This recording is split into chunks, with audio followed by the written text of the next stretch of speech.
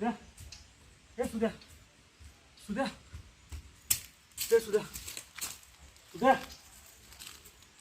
ते सुद्या सुद्या ते सुद्या सुद्या हे सुद्या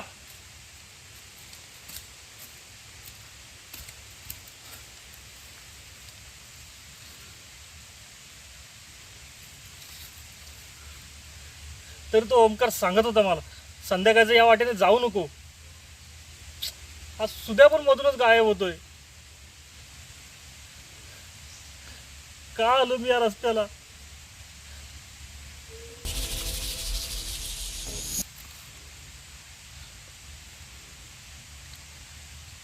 चकव्यातून बाहेर पडावं लागणार.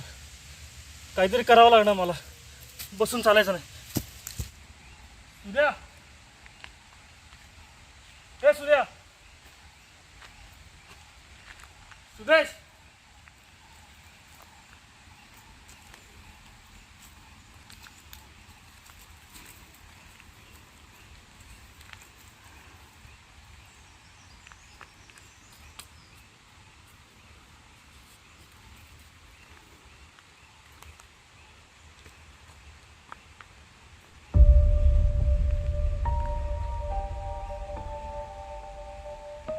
मगाशी पण तिथे पळताना मला अशाच पद्धतीची एखादी खून दिसली. नक्की काय अर्थ असेल या खुनाचा. कदाचित या खुनाच मला या जंगलातून बाहेर काढते. मला अशा पद्धतीच्या आणखी खुना दिसतात का बघावं लागेल.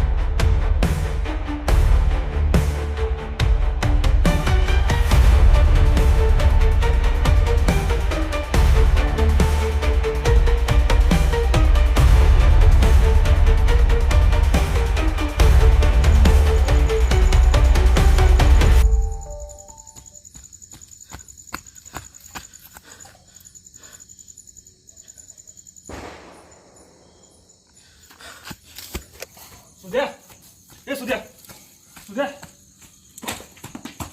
सुद्या हे सुद्या सुद्या हे सुद्या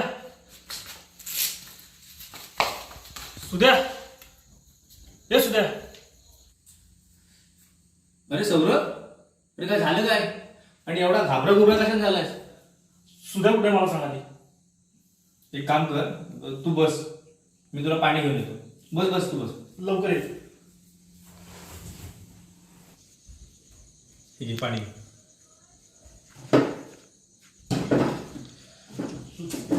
सुद्या सुद्या आला रे. सुद्या मी मुंबईतून आलो ना तर मला यायला गाडी नव्हती मिळत. म्हटलं लॉंग कट कशाला मारा म्हणून आपल्या शॉर्टकट जंगलाच्या रस्त्याने येत होतो. तिथूनही सुद्धा एक माणूस नाही यार. हा तेवढ्यात मला ना आपला ओंकार भेटला. ओंकार? ओंकार नाही का आपण त्याच्या ऐकला. त्यांनी मला बाईकवरून गावाच्या वेशीवर सोडला. ते रस्ता खचला होता. तिथेच थांबला तो आणि मी निघालो. निघताना मला तो हॅपी जर्नी बोलला रे. तिथून मी निघालो तर मला वाटेत सुद्या भेटला. तो लाकडं तोडत होता. सुद्या? हा सुद्या लाकडं तोडत होता आणि त्यांनी मला वाट दाखवलं ना. पुढे आलो तर मी फिरून परत सुद्याच्या इथेच आलो. मला काही कळेल ना रे. सुद्या परत माझ्या सोबत आला आणि आम्ही दोघं चालत होतो. मी त्याशी बोलतोय तर बोलता बोलता हा मध्येच गायब झाला. मी घाबरलो रे आणि घाबरून पळालो तिथून. मग पळून मी परत तिथेच आलो. मी सुद्याला शोधलं. सुद्या मला मंदिराच्या इथे भेटला, आपल्या सिद्धेश्वराच्या मंदिराच्या इथे. आणि आणि मग त्याने मला सांगितलं की तू चकव्यात सापडलास.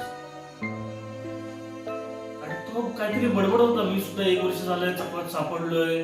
आणि मग त्यांनी मला आपला तो काळा डोळा ना तिथे नेलं आणि तिथून सांगितलं की इथून चकव्यातून बाहेर पडायचा रस्ता आहे. तर मी त्यांनी सांगितलेल्या वाटेने गेलो आणि तरी पण मी फिरून तिथे आलो आणि बघतो तर काय, मी स्वतः समोर चक्कर येऊन पडलेलो. आणि ते मी स्वतःला बघून घाबरलो रे. आणि मी तिथून पळत सुटलो आणि मग सुधाला शोधत होतो, मला सुद्धा कुठेच भेटे नाही. शेवटी मी कंटाळून ओढ्याजवळ गेलो, म्हटलं पाणी पिऊया.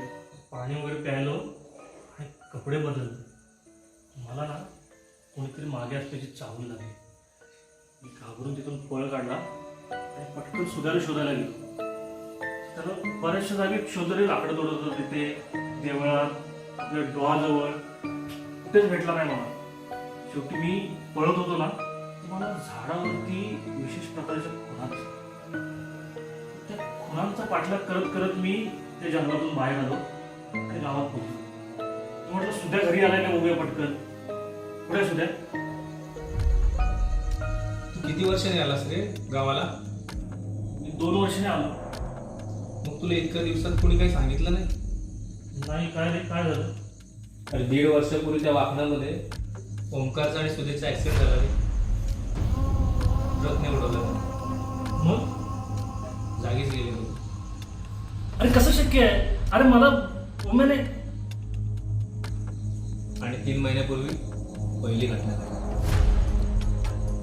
गावातल्या काही बायका जंगलामध्ये गेल्या होत्या फाटी झाल्या आणि परत आल्याच नाही. गावकऱ्यांचं असं म्हणणं आहे की हे सगळं ओंकार आणि सुदेश करतात. आणि तुला जो रस्ता दिसला ना खचलेला, तो खचला नव्हता. गावकऱ्यांनी मिळून सुरुंग लावून फोडलाय. का? तर त्या रस्त्याने कुणी जाऊ नये म्हणून. आणि पुढे एवढ्यावर थांबले नाही. मांत्रिकाला म्हणून मंतरलेल्या फुल्या त्या झाडावरती मारून घेतल्या. जर कुणी चुकून गेलं तर त्या रस्त्याने परत बाहेर येईल. बरं झालं रे, मी त्या चकव्यातून बाहेर पडलो. चल येतो मी. तू सुटलास रे त्या चकव्यातून.